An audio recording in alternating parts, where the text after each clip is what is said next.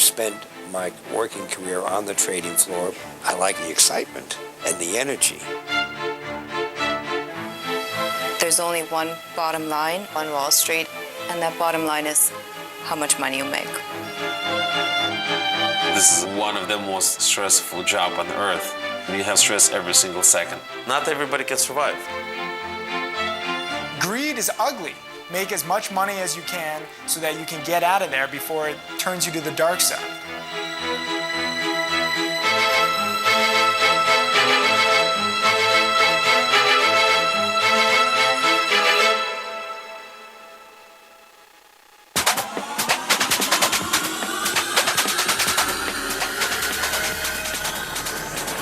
Boom. Take it.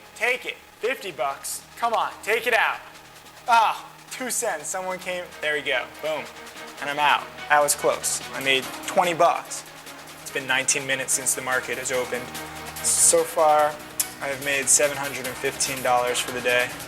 My best day, I made just around $350,000. I remember just sitting in my room for quite a while, just digesting it to make sure that this was real. My worst day was down 180,000. Hello? Yeah, that sounds good. Tonight I'm throwing a big ass rooftop party. You know, I invited about 100 people. We'll see how many people actually show up. Hopefully it turns into a Girls Gone Wild video. Here it goes. Now it's fading a little bit. I'm kind of long biased on this stock all day today. I'm gonna buy it on weakness because I think others will buy it on weakness. And so, since that's a self-fulfilling prophecy, others are buying it on weakness, I'm buying it on weakness, it'll bounce a lot. I'm expecting big things today. You know, maybe not a $100,000 day, but we'll get up to 10 or 20,000.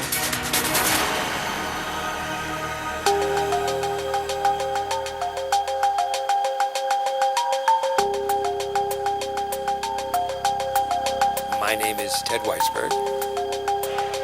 My job description is one of floor trader, where I have been on the trading floor of the New York Stock Exchange for 38 years.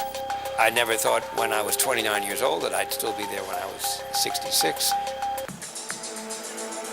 The stock market, or the stock exchange, is a giant auction market where buyers and sellers meet. Companies sell stock to raise capital so they can grow and expand their businesses.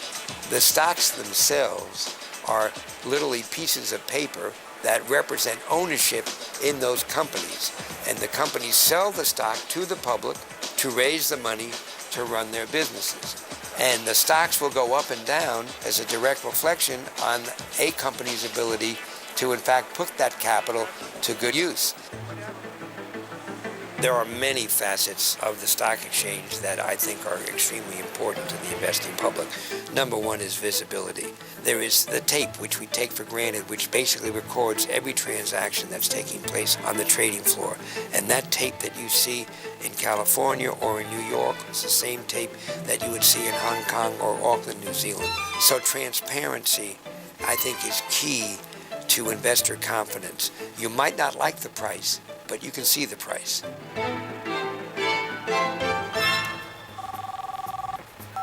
Да, босс. Ну что, мы едем. Ты малого заберешь? Да, мы уже подъезжаем к этому вот, к экзиту. Почему? 30 минут. А? Окей, хорошо. I grew up in Russia. In '93, I came to the States. I got my driver license, started driving the cab. And in 1995, I decided to go on Wall Street. I was a stockbroker for a few months, didn't really like it, and then I went to a day trading business, which actually I fell in love from the first day I ever went to the office. Day trader is considered to be a person who probably does more than 100 trades a month. We probably doing 500 to 1,000 trades a day. So we consider ourselves as a professional day traders, and there's maybe 10,000 people like we are. I always know when to get in, I always know when to get out. I think personally a lot of people cannot succeed in this business because just they're not disciplined enough.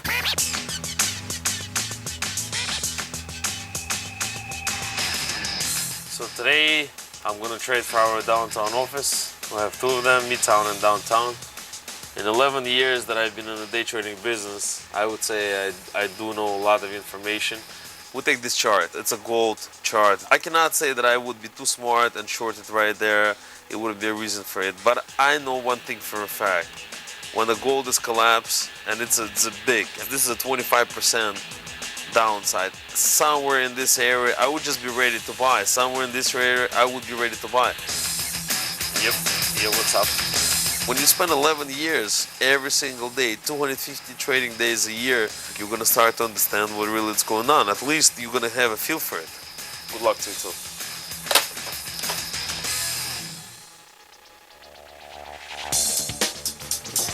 So I'm kind of in between appointments and I'm going to see a financial astrologer. I have no clue what to expect and I'm a little bit skeptical. Hi, Sandy. How you doing? I'm glad you. Hey, glad you made it. Come on inside.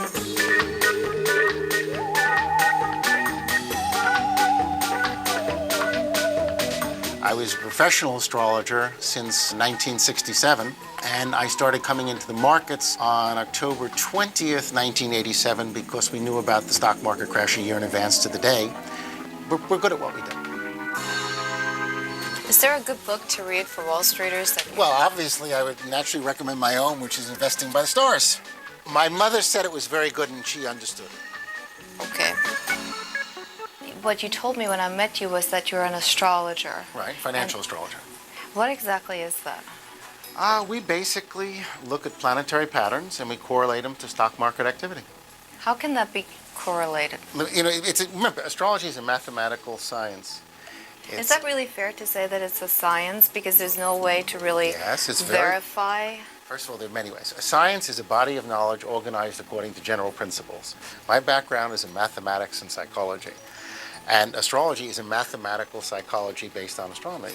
So we take data like this, for example, which gave us information that the market would be down today, which is something you probably wouldn't know how to interpret.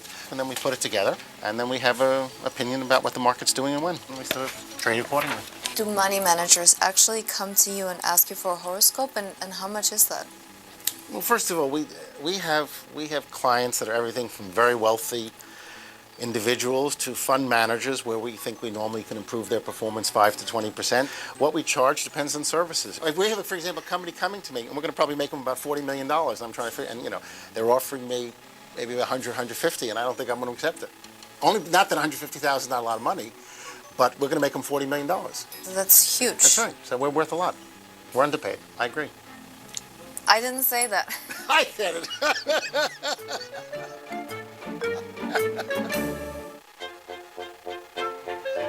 Dead cat bounce. It sounds gross, but what it refers to is if a stock is sold off really sharply and then has a little bit of a bounce back up. As in, hey, don't buy into that dead cat bounce or you're going to end up as roadkill.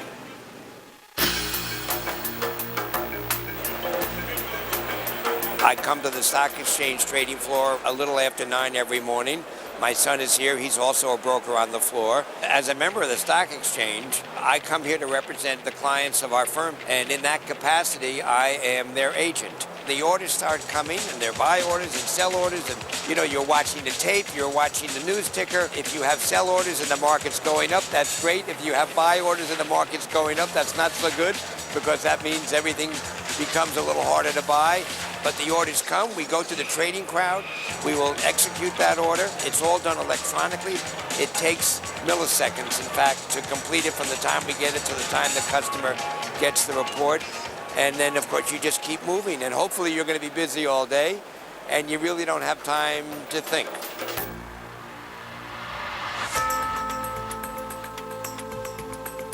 Oh, this stock is just heartbreaking. Oh, this is tough. I am down $28 on the day. This stock that I thought was going to be a strong stock has proven itself to be the exact opposite. Question is, how much pain can you handle and for how long? I can't handle that much pain. I don't like losing. This is a 15% drop in the NASDAQ, one of the largest drops in the past 10 years. And it's happened quick, so there is definitely a lot of fear in the market. This stock is tanking right now, and it's just going to get weaker because there it goes. As I'm talking, this thing dies. Hey, now I'm down 800 on the day. Since 1999, I haven't had a losing month. Every month, I would take $1, $2, 50 cents, a penny, but it's always going to be a green, it's always going to be above zero. That's the most important thing for me. Today is not going to be the day of losing. I have a very strict rules about it. If I'm down more than 15 or 20% from the top money that I make, I would probably stop trading for 30 minutes, just go outside, get some Dunkin' Donuts.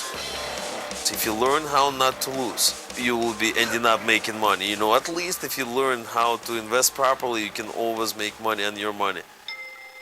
So if astrology provides so much insight, I would assume that you should have been able to accumulate great wealth. You only get what's promised in your horoscope, so maybe it's not in my horoscope to be wealthy. But you invest by the stars. We don't foresee everything. Astrology is not the be-all and end-all. Astrology is the single best tool in the market, but doesn't do everything, and it's not a perfect science. If astrology was a perfect science, then every astrologer you know would be very rich, have a private Rolls Royce, and a private Learjet. Now, that's not the case, so obviously there's a little bit more involved. For example, if you were born 10 minutes earlier, you'd be a different person. Do you feel that I'm a Taurus? Do I feel you're a Taurus? I'd have to hold your hands and do some things we can't do on camera because this is not X-rated to know if you're really a Taurus. I usually tell people I don't guess height, I don't guess weight, and I don't guess signs, but I guess sex, which I do very well except in the West Village. Sometimes I have trouble there. Do you understand the joke? You should be laughing more. Okay. Mike, can you run off the natal chart? Excuse me a second. I'll see if we can give you your forecast. I have just completely flipped my strategy because this stock has been so weak. It wasn't just me that was thinking this is going to be a strong stock, so now everyone is kind of shell-shocked. And once it takes out the day low, a lot of people that are long this stock, that are betting that it's going higher, will look at this point and have their stop losses there. And if we can take out those stop losses, it's almost like surfing because you're really just riding the wave. Since you're betting that it's going down, you know all these orders are going to make it go down. There's no reason why this stock can't be down $3, $4, $5 a share today. Not taking out the level. Oh, took it out. 1,700 shares short. I'm going to bank right now. This is when you start to get cocky. Come on. Green for the day, baby. Yeah, big money. 55 bucks. I have to say I'm much more comfortable with astrology in the personal realm rather than, predicting the markets with it.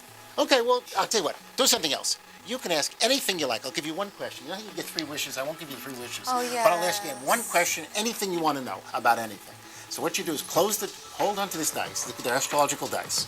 And I want you to think about the question. Okay, it can be any question you want. When you're thinking about the question, roll the dice. Okay, now I'm going to give you some general things. Okay, the answer here is Pisces, which means it's still a question. Venus, which could be about love or relationships. And 9th out of distance. It is relationship related. You want to be a little more specific, so I can give you a more specific answer? No, I'm embarrassed. Don't be embarrassed. We all have questions. I'm just curious if it's going to work out. Be idealistic about it and don't aim low. Don't aim low? Don't aim low. Just let your imagination be your guide and aim very high. Yes, I'm single. And I'm going out with, prospects. Mike, I need an astrocartography report for this charming lady. Oh, how lovely. Just so you know, you have Sagittarius rising in the Galactic Center, and you also have Moon in Virgo. But that's all superficial. I'm just wondering, is there going to be a real substantial Well, that's up to you. Remember, the stars impel, they do not compel. They just give you opportunities. It doesn't mean you don't take advantage of it. Oh, I'm certainly the type who takes advantage of opportunities. That's about it. I don't see more in the relationship in 2005, but you can be changing careers with 2006, you mean? He did 2005 here. I'm sorry. Why? Well, actually, we'll have to. Mike, Mike, why'd we do this for 2005? Just give me 2007, please. Well, same thing. All it's telling you is you're going to change jobs. Another way this could be interpreted is go find a boss you'd like to marry and go work for him and then marry him. But that was like 10 pages and you gave me one sentence. That's all right. Well, I'll tell you what. You read all the 10 pages yourself. You can take it home. Take it home with you. Will I be able to understand it? Yeah, it's in English. Well, I think Henry's a very interesting, eloquent guy, and a lot of the things that he says make sense, but I remain skeptical. I think it's a charming concept and it's definitely entertaining, but I wouldn't invest by the stars.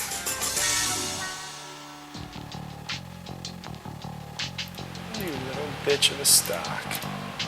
Now at 2:52 p.m., with an hour to go, I'm down 3,600 on the day. My dream stock for the day is just proven completely worthless.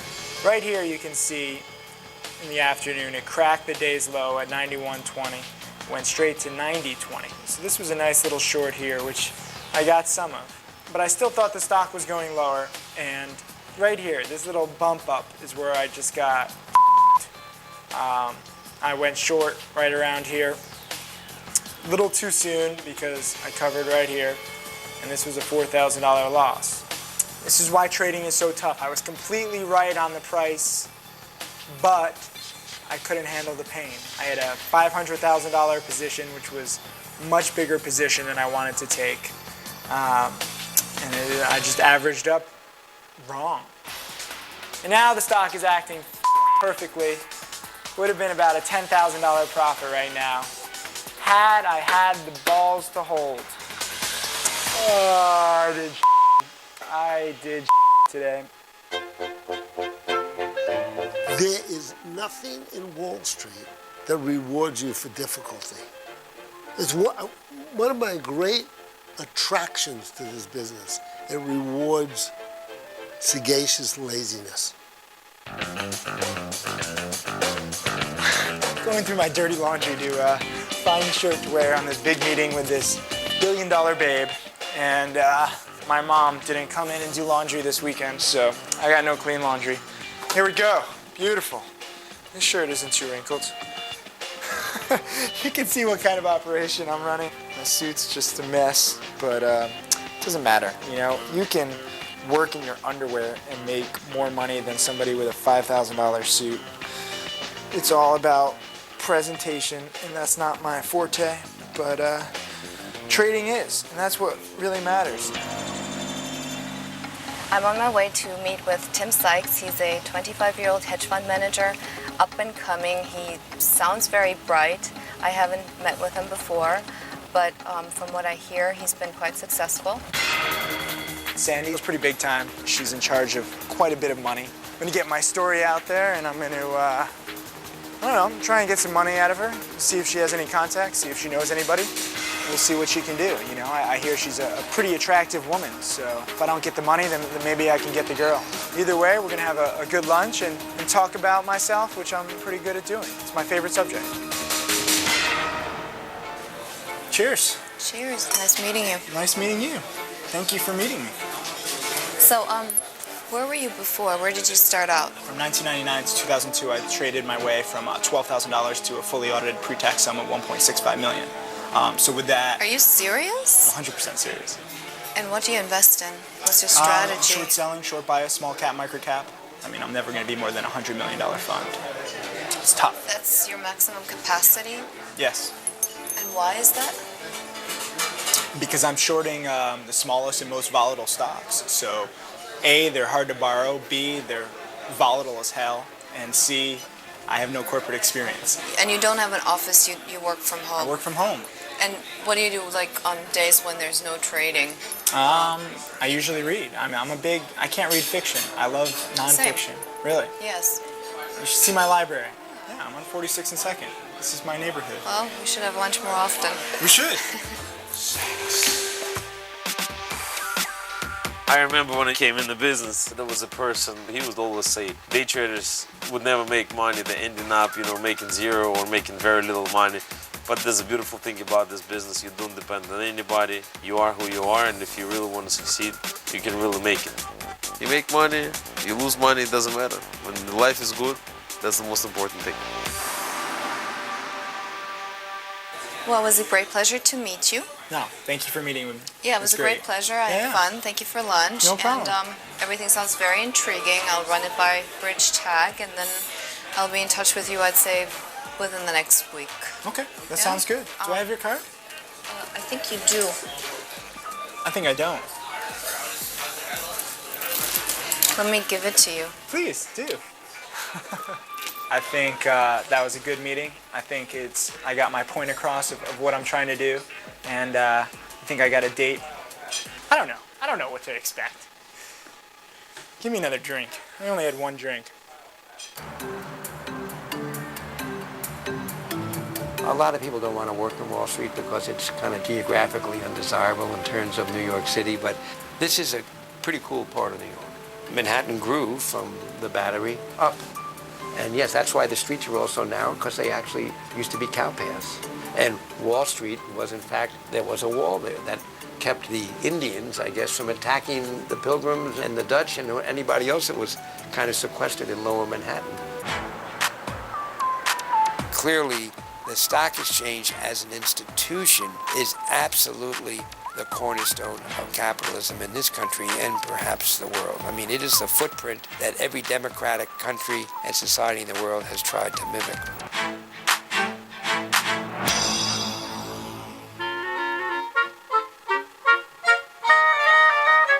Party on the rooftop! Yeah, 46 and second.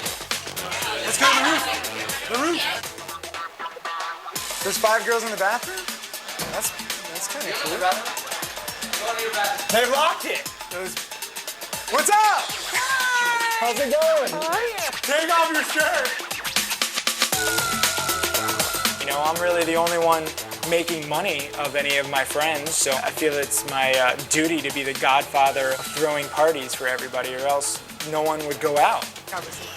Not everybody on Wall Street makes a lot of money. Disagree. I'm already making more money than every single person here right now. Almost. And with the exception of fine, Tim. Right. I mean, for Christ's sake. Yo, what's up, buddy? 99% of the best stories I have are with Tim. Typical freshman year story, you know, everybody's cramped up in a tight building, and I just happened to get in a room with this crazy Jewish kid, Tim, who made $500,000 in 1 week. The crowning moment after we made all this money, he's like, let's take the whole dorm out to dinner. So I'm like, are you serious? He's like, yeah, we'll go round up everybody, we're taking them all out to dinner. So here we are, this hodgepodge mess of kids, rolling into a super nice restaurant in Boston. And Tim's like, I got everything, don't worry about it. Tim has a lot of potential. I hate to use the word boy wonder because he's not really a boy, but I could see his brilliance right away. We took a poll and we decided who wants to date Tim. Wow. I know he's going places. I just heard he was great in bed.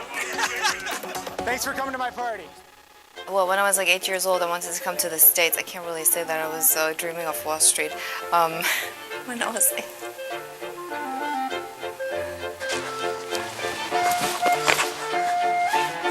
Yes! Polka TV. It's the next big thing. Polka, polka, polka. I need my accordion to go polka, polka, polka. Please use that, please.